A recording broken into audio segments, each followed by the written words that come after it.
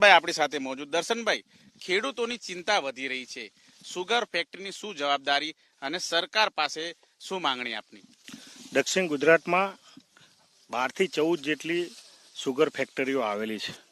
દર વર્ષે ઓક્ટોબર મહિનાની 15 થી 20 તારીખની આસપાસ શેરડીની પિલાણની શરૂઆત થતી હોય છે.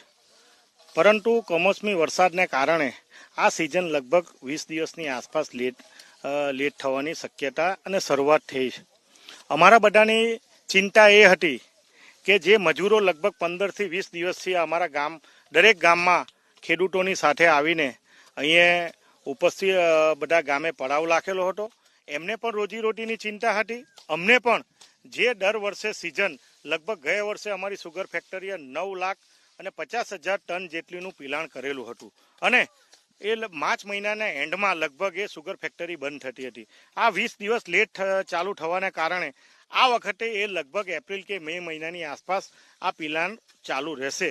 આના કારણે દરેક સંસ્થાની ઉપર વહીવટી ખર્ચથી માંડીને બીજા ખર્ચ પણ એમાં વધવાના છે.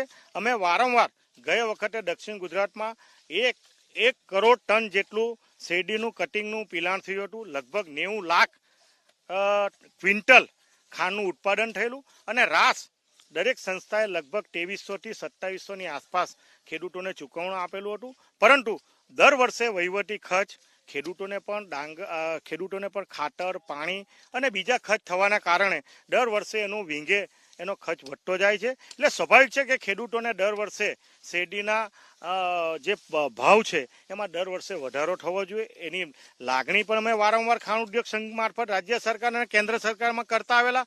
અમે સરકારને એવી વિનંતી કરીએ છીએ કે દક્ષિણ ગુજરાતની આ સહકારી મંત્રીઓના પ્રતિનિધિ મારફત અને ખાંડ ઉદ્યોગ સંઘમાં પણ અમારા સહકાર મંત્રી એ પણ સંસ્થાની સાથે સંકળાયેલા છે. એમને અમે એવી વિનંતી કરીએ કે દક્ષિણ ગુજરાતની સહકારી સંસ્થાઓને કે જે કંઈના રૂપમાં એ વ્યાજના રૂપમાં હોય, બીજા કોઈ રૂપમાં હોય કે એવું પેકેજ આપીને સહકારી સંસ્થાને પણ ખેડૂતોનો માધ્યમ બનાવીને એને વળતર મળવું જોઈએ અને એમાં થોડો ફાયદો કરાવવો જોઈએ, જેનાથી સંસ્થા અને ખેડૂત બંનેનું સમન્વય થાય અને એનાથી ખેડૂતોને ફાયદો થાય. આપ જણાવો, આ વખતે ખેડૂતોને કેટલો ભાવ આપી શકે એવી ક્ષમતા ધરાવે છે સુગર ફેક્ટરીઓ? સૌ પ્રથમ તો જ્યારે